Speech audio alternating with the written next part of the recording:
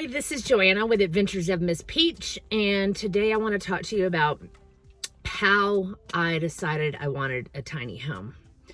If you've watched my other video on my journey through RV life, then you've kind of seen the progress, but I did want to let you know when my tiny home journey started, and it's not just now. So stay tuned and I'll fill you in on the story. And there is a story.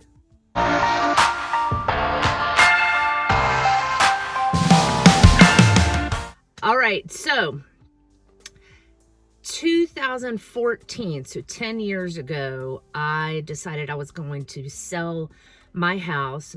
Two of my boys were going to live with their dad overseas, and then I was just going to have my daughter. Actually, she was going off to college anyway.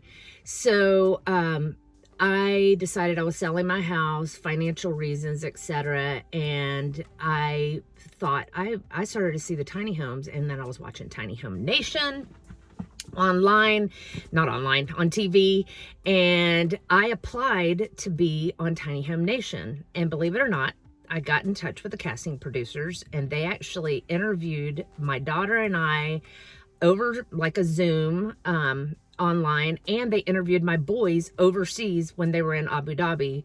And I thought we were going to make it to the next position or level in the process, but somehow we didn't. But anyway, it was super exciting. I had made my compelling argument for why we should get a tiny home, etc., etc. But I think honestly it was the timing of when the boys would have been able to come home to visit and be around to do the filming and stuff like that. I think that a lot of that was factored into why we were not chosen. So when I knew we were not going to be chosen, it was just financially impossible, especially at the time, to find, not impossible, but almost impossible to find mortgage companies or lenders that would lend for tiny homes. This was 10 years ago. It was really starting just to peak out there, still illegal in so many areas to be able to have. So I ended up buying my first RV, which was a fifth wheel. Fast forward, I've always been tracking and watching more hours than I care to admit on YouTube about all these tiny home designs. I've been saving tiny home designs. I've been just admiring them, admiring the use of space. And you're like, well, what's the difference between an RV and a tiny home? It really depends on the RV manufacturer, but I knew that in general, they're a dime a dozen. I mean, they are mass produced, and I've had my issues with my RVs. Now, of course, people have issues with their homes as well, but I wanted a stick-built home. I wanted something that mirrored a regular, typical home with the same kind of insulation, the same kind of walls, the same kind of cabinetry, the same kind of look. I didn't want it to look like an RV. I wanted it to look like a house, and that's what mattered to me most. Now, of course, over the 10 years, RVs have come a long way. Finally, somebody entered the design department, probably other than a man, I hate to say that, but they finally started going with lighter interiors, not just these dark interiors, because everybody was painting them white or lighter colors. And some people do like the dark, but now they're offering different options and not just funky fabrics and valances and whatever on the sofas. And so things are looking so much better. I mean, I could go out and buy some really nice RVs now that I would actually be pretty content with, other than it looking like an RV on the outside, and I want it to look like a house. But I was just determined. I wanted something quality that I really felt like would stand the test of time. So 2 years ago, I was talking to a company called Wilderwise, and I was so excited because they had technology that would allow the not roof, but like, yeah, the roof expanded up.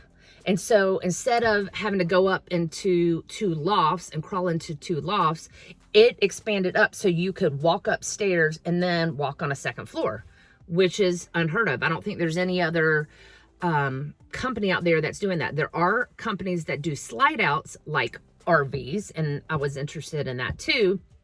And so one thing I really liked about this was that it was a shorter home, like 21 feet, but yet it was a double decker. So I had finally found a company that I could get approved with.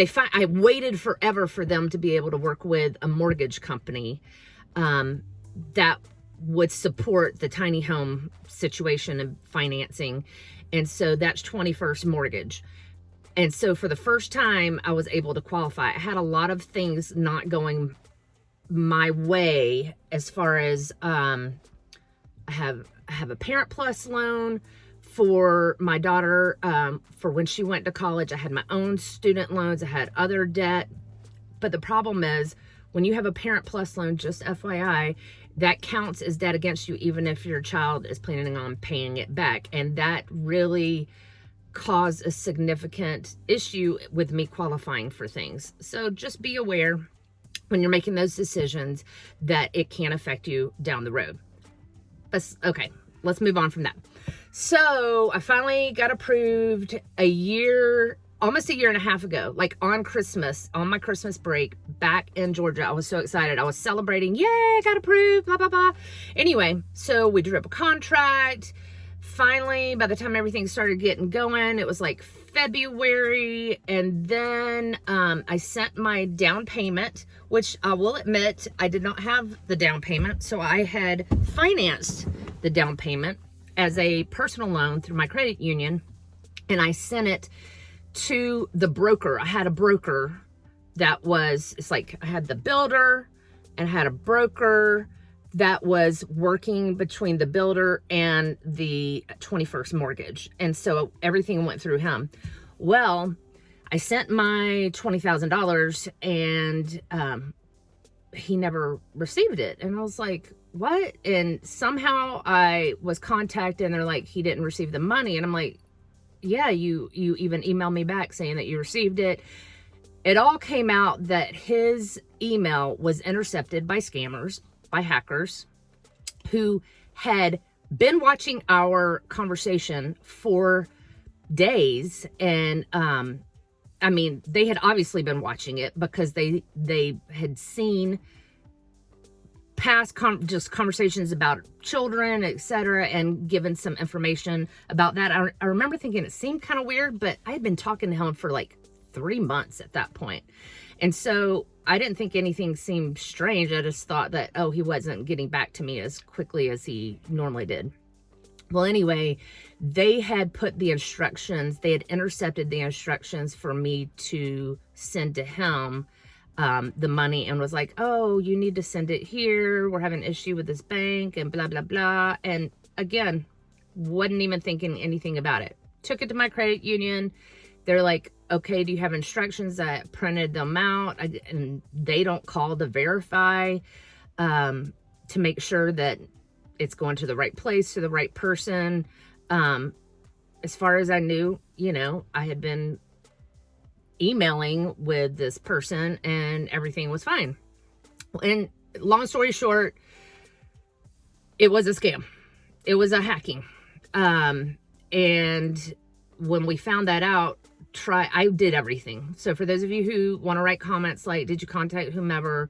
I contacted the bank, I contacted the FBI, I contacted the police, the bank contacted the Federal Reserve, who all of the wire transfers have to go to the Federal Reserve, but because so much time had passed, they couldn't recall it. It wasn't the same day that we realized this. So the broker called and was like, this person was impersonating me and had my name and his company, etc., on this other account. And guess what? It doesn't matter. It does not matter if somebody else is impersonating you. Nobody is on the other end checking to see if it's them receiving the money. And what happened was that money went into this bank and immediately went to a Revolut account, which is kind of like an international Venmo. So it was gone. It was gone at that point.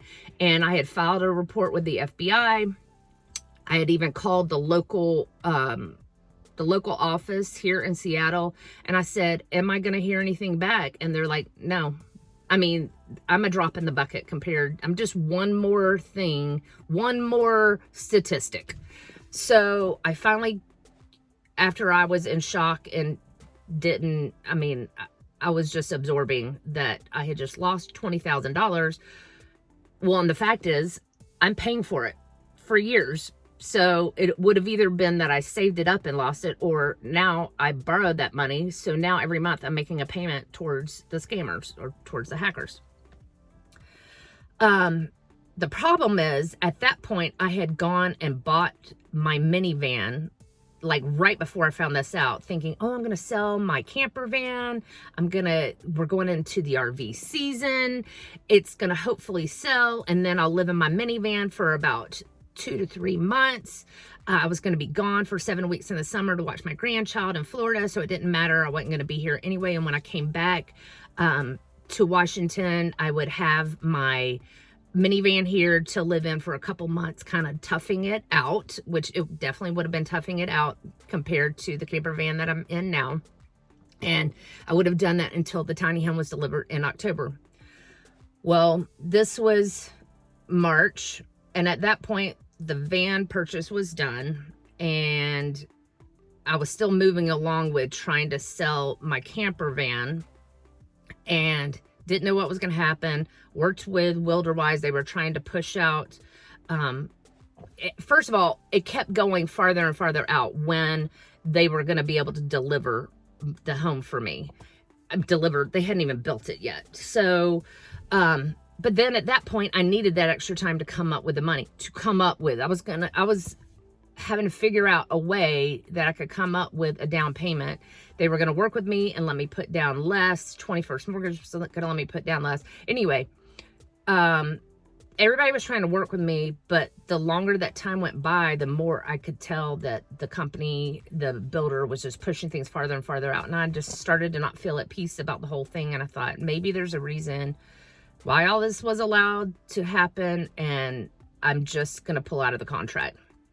So at that point, I had my 2 vans, pulled out of the contract, didn't know what I was going to do. And I was just kind of, at that point, I had moved things into storage, was living in my in my minivan, sleeping in the minivan, but yet dressing and doing other things in my camper van. But my camper van, for me to sell it for the price that I needed to sell it, it needed to be completely empty. So I would go to the bathroom in here, stand up, keep stuff in the refrigerator. And I was living between the two, literally parked next to each other. So I went from 2.5 years of driving around every night, finding a different place, to needing to find a place in town that I could park both of my vehicles next to each other and kind of become immobile. So that was different. Fortunately, there were some places near the school where I teach where that worked out.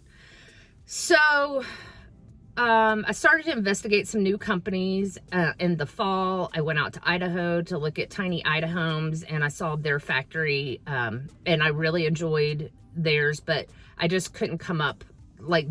Their down payment situation was going to be different, and I was going to need more than I could come up with that. I was trying to figure out how to rob Peter to pay Paul, blah, blah, blah.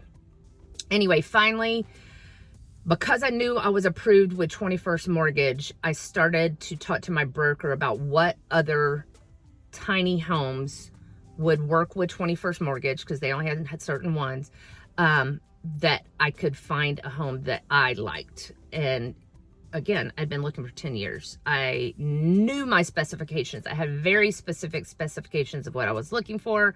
I did not want to sleep in a loft. I wanted to have lofts just for guests. I wanted to have, preferably, I wanted to have a bedroom either on the main or up a few stairs that I could walk up and stand up in the bedroom. But I also wanted to have a den, and I wanted to have room somewhere, extra room that I could do crafting. So that's a lot to look at. And one of the main lofts, I did not want both lofts to be up ladders because I knew that I would probably never go up them, or because I don't love the ladder lofts. I figured that could be for the younger people.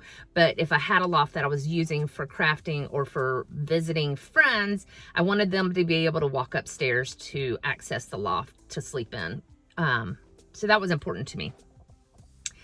So fast forward to now, I became, let's see, it was last, I don't know, it was like October, November, all at the same time I was putting out there on Facebook that I was looking for property to rent for a for a tiny home. So I did finally, I had been looking the whole time I had been living here for a couple of years and had not found the right fit, but finally found someone with property that they would rent for me to be able to park my tiny home on, because they had already had an RV, a fifth wheel on their property for the daughter. And so they were used to having somebody park and tap into utilities.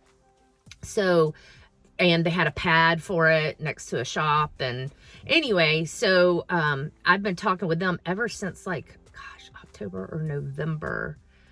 So once I knew I kind of had that, I knew that things were getting more serious. I could go ahead and look at, sorry, I'm getting distracted. I knew that once I found the property, I could get more serious about looking into actually purchasing a tiny home, because before I could look at it, but if I didn't have a place to park it, then it just wasn't going to work. And even the local RV parks, they cost so much. It's like $1,100, $1,200 something a month. And I knew that that combined with my monthly payment on the tiny home was going to be above my budget. So, and you're like, why didn't you just move into an apartment if you wanted more space? I could have moved into an apartment, but I did not want to throw away all of my money to something that I would never receive a return on. So if I was going to be paying more than what I'm paying now, I wanted to know that that money was going towards something that was an investment. So even though I'm paying rent for part of it, at least the payment towards the tiny home is going to be something that I will own. And like I said, be quality that will hopefully last 50, 60, whatever years, and work for the long term. So regardless of if I'm in it or not, it's an investment and something good that I could have. So, at one point before I went with the company that I'm going with now, I had looked at a different company, Platinum Cottages, and I was looking at some of their wider, what do you call them? Oh my gosh, I'm forgetting the word. Park models. And I considered doing that. In fact, I got offered a cheaper price to get that, even with delivery, than what I'm buying now. But because of rules and regulations here, I ended up going with what I'm going with now, so I could be able to move around if I needed to. If I got a park model, which was going to be 11 feet wide, it's anything larger than what's roadworthy, which is 8.5 feet wide. 8.5 feet wide, 13.5 feet tall is the roadworthy rules to be able to pull with a large truck. So I would have had to have a special moving company. It was going to cost like $20-something thousand to come from Texas. And I was looking into it because it was a nice home. And I was like, if I could be here for a long time and just, I don't know, I was looking at all the different options, but we didn't feel comfortable moving ahead because of rules and regulations around here. And so I decided to get something that was more RV certified. The other was RV certified, but this was RV size that could be easily moved if need be. So I decided to go with a company called Mint Tiny Homes out of Canada. So right now I have one being built. I'll talk about it more in detail on the next video, but I will show you a few pictures of where we are in the process. Actually, probably where we were in the process a couple weeks ago. I've included a few of the pictures of how it started in production. It is a 41-foot trailer that is a gooseneck, which is basically a fifth wheel configuration. So far, it's been insulated. The crew's getting ready to apply the subfloor. Here's another angle. You can see the tires. I will need to eventually cover those. Did want to let you know that the floor is an R35 rating. The thickness is 12 millimeter for the flooring. Then there's underlay, then a 5/8 of an inch plywood, then the frame, then galvanized sheet metal. Okay, you're looking at the entrance. It's going to be a double door at this far end to the left, and this end is the den. And then when you go to the right, you would see looking through to the kitchen. So far, the crew has been working on installing the plumbing and electrical, as well as installing the roof and ceiling on the home. I'm so excited. It's great to see how quick the progress has been made. So when you're looking down towards this end, you're looking down towards the den end. So when you're looking out on the left, that's going to be like where I'm coming into the house. And then this way I have the kitchen. I'm looking towards the kitchen, and then there's an opening that goes to the bathroom, and then up those stairs would be going up to my bedroom. So those windows on the right are like where my kitchen sink would be, and I'd be like looking out into the yard. All right, so this is the gooseneck end. This is where my bedroom will be, and this will be when I'm driving down the drive. This will be the end that's facing me. So like where I park, I'll have my bedroom on this end. Anyway, that's the updates for how it's going right now. Please stay tuned. Things are moving things are moving along quite quickly now, because once they got started, they really are just going hard at it, and I'm super excited. I should have it within a month. Like, I cannot believe it. I was getting weary. I was getting very weary of all the things happening in my camper van going wrong. I need more space. I wanted to decorate. I'd been in a van for 3 years, and I was just like, okay, it's time to move on. I need something more. Now it's like I've lost the desire to even keep this straight in here, because I just feel like, I'm not motivated. It's a small space. It gets messy easily, and I'm moving into a small space, but that's going to feel like a mansion compared to what I'm in right now.